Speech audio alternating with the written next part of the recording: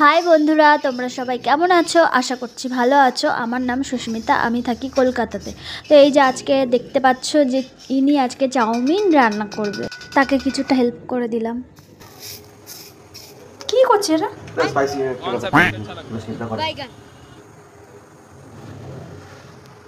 Indian fresh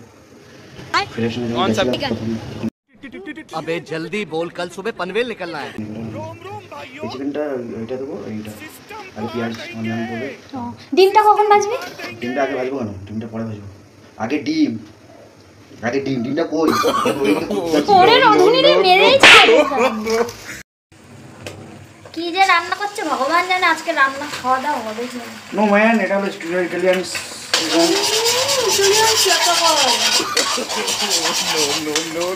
helper, একটা জোড়াও।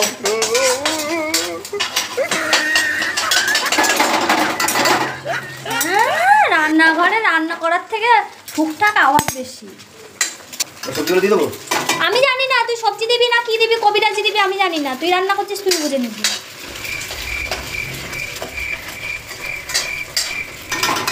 বল ভাই, পেঁয়াজটা দিয়ে দেবো? আমি জানি না।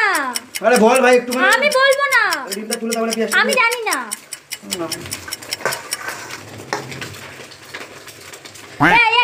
खत्म, bye bye, tata, good bye.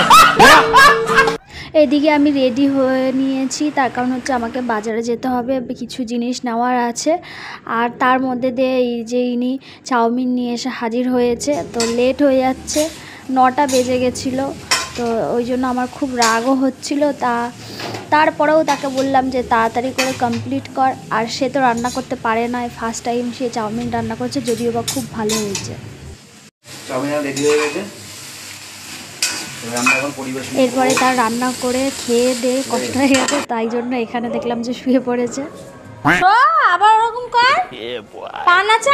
এই তো তারপরে বেরিয়ে পড়লাম। আর সামনে মানে এত কাদা, রাস্তায় এত কাদা ছিল তোমরাই দেখো। আর ওদিকে হচ্ছে গেট পড়বে, তো তার জন্য তাড়াতাড়ি করে চলে যাচ্ছিলাম। আর তাড়াতাড়ি করে বাইক চালানোও যাচ্ছিল না। তো যাই হোক, তারপরে আমরা কথা বলতে বলতে চলে আসলাম হচ্ছে বাজারের দিকে। প্রায় কাছাকাছি চলে আসলাম বাজারের দিকে। দেখো এই দিকটায় রাস্তাটা কত ভালো। তো যাই হোক, এরপরে এই দেখো বাজার এখনও আছে। আমি তো ভেবেছিলাম যে বাজার মনে হয় সব উঠে গেছে, তো না, এই দেখো এখনও বাজার, কিছু কিছু বাজার রয়েছে।